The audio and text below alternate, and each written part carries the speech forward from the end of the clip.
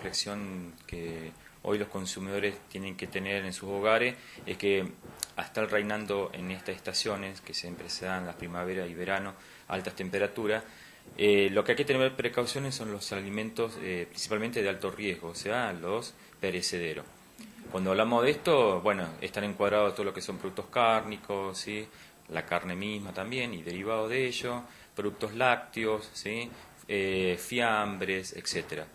¿Qué es lo que hay que tener en cuenta en esto? Desde que uno va a comprar un producto que saben que no debe perder la cadena de frío, es tener precaución de cómo se va a cargar dentro digamos, del changuito o de lo que lleven, ¿sí?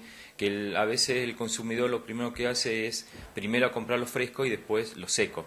Entonces es como que de ahí ya se va perdiendo la cadena de frío de una manera porque bueno va mal almacenado dentro del changuito. Entonces lo que se recomienda, lo último que van a tener que hacer cuando ingresan a un supermercado o un comercio es cargar sobre lo que tengan sobre las bolsas el alimento de alto riesgo, de tal manera que no varíe tanto la temperatura de estos mismos. Otra de las cosas también que uno se encuentra es que el consumidor deja estacionados los vehículos en los estacionamientos de los supermercados, aumenta la temperatura dentro de los vehículos, entonces pues estos alimentos de alto riesgo se encuentran ahí y empiezan también a aumentar la temperatura. ¿Esto a qué conlleva? A que los alimentos se alteren.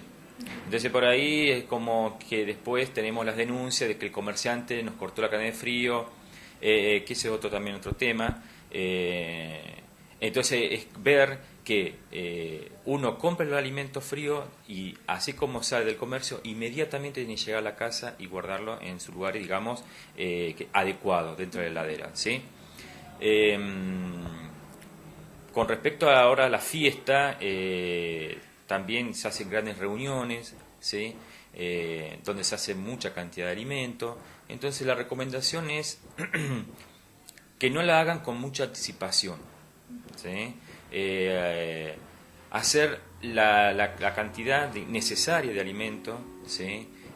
Mantenerse frío hasta que se sirva a la mesa, no poner los alimentos primero y esperar que llegue los familiares, etcétera, porque ahí como que empieza también a perder la cadena de frío, ¿sí? Verificar que los alimentos estén bien cocidos, ¿sí? Eso no tienen que nunca dejar de chequear, ¿sí? Que lo principal también en estas épocas y en todos, ¿no? En todo el año, el buen lavado de manos, ya sea el que está manipulando los alimentos en la casa, como también los niños, todo el núcleo familiar, ¿sí?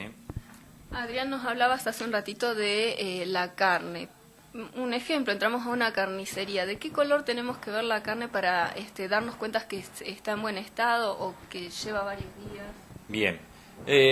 Cuando uno entra al rubro de carnicería y lo que se ve es, o uno percibe a través de nuestros cinco sentidos, o sea, la visión es ver el color de los alimentos, el olor, ¿sí? El sabor, la frescura, la textura, etcétera. Entonces, cuando uno entra a una carnicería, o una pollería, o una pescadería, lo primero que uno detecta es el olor.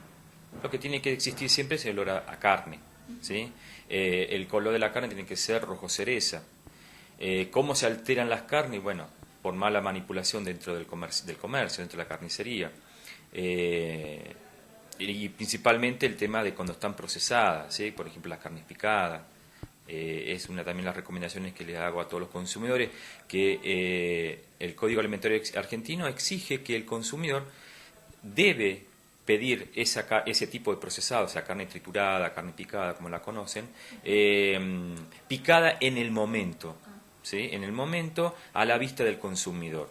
Y no acopiarse grandes cantidades de carne picada, porque eso hace que por ahí haya poca venta de ese producto y bueno, se vaya alterando porque bueno, está muchas horas almacenada en recipientes por ejemplo, de mucha profundidad. Entonces la carne picada lo recomendable es comprarla en el momento, ¿sí? Y que se lo procese a vista del consumidor. Y hacer también hincapié que no es un producto de distribución. Tenemos también esta falencia en nuestra zona que se encuentran, digamos, bueno, gente irresponsable, ¿sí? porque no es la palabra que le puedo colocar yo, que distribuyen carne picada, donde eso solamente se puede hacer en el rubro de carnicería.